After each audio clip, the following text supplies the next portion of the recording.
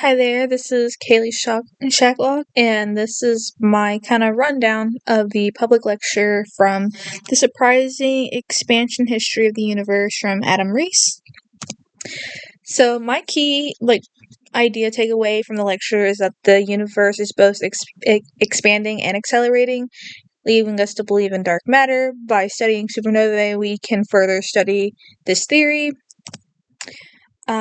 The primary focus of this public lecture was the type Ia supernovae, which is really bright, but it's also the standard candle explosion type of supernovae. Studying these supernovae, scientists were expecting, Reese and his team were expecting to measure how much the universe was declining and expansion. Instead, they found something that was much more interesting. The high redshift supernovae were quite faint. This meant that they were kind of further away than what they were originally expecting, and revealed that instead of declining in expansion, the universe is actually expanding and has been for the past billions of years. So this is a picture of the type Ia supernovae remnants.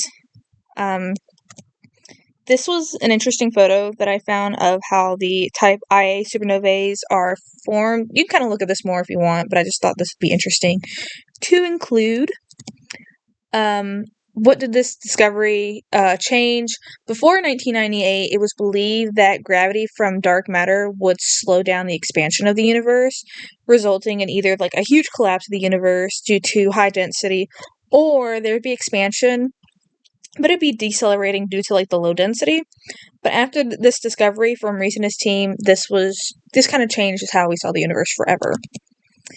So there was this formula that Reese showed during his presentation, and it was Q naught is equal to omega m divided by 2 minus omega, I think that's lambda.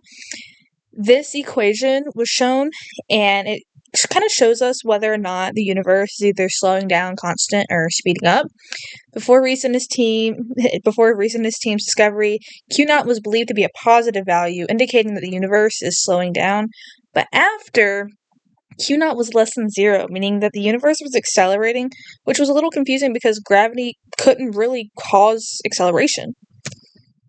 So this is where he kind of talks about Einstein's cosmological constant, which was once described as Einstein's biggest blunder, which is crazy that honestly, this was seen such as a huge kind of fail from Einstein, and he kind of revoked it after a while, but this was confirmed years and years later. With Einstein's theory of general relativity, the universe should collapse under gravity because it's full of matter, but instead he adds the cosmological constant lambda, which signifies a sort of anti-gravity force that would prevent this collapse. And in the current day, this variable could be described with dark energy, which makes up about 70% of the universe. Adam Rees was able to receive a Nobel Peace Prize for his discoveries, for his achievements or whatever.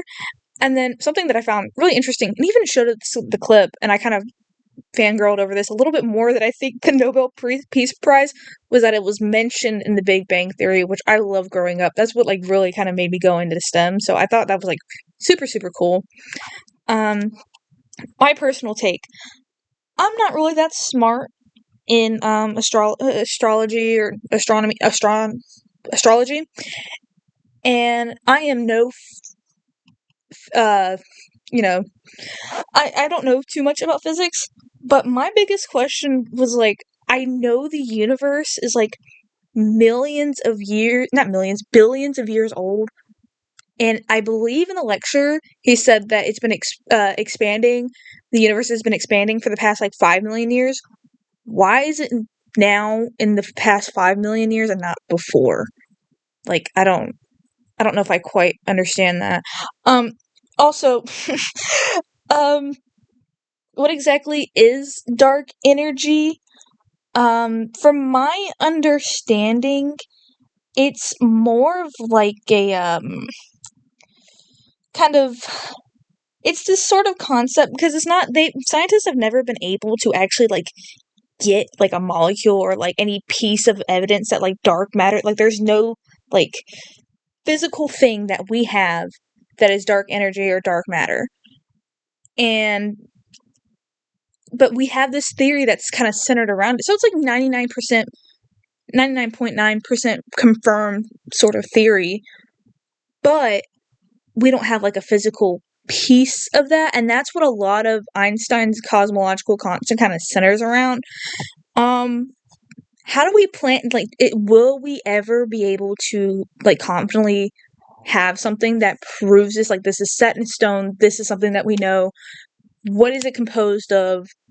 What does this mean for the universe? You know, and then I also kind of was thinking about what this means for the universe as a whole. I know there was, like, in the beginning of the lecture, there was this concept of, like, the universe could, like, kind of collapse in on itself, or it's, like, forever expanding.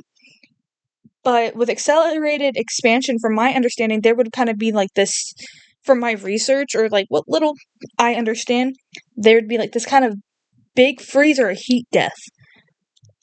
Because, the sun, or, like, to the entire universe, the sun or wouldn't be able to there wouldn't be any heat source, and it kind of just kind of freeze the universe. But what happens after that?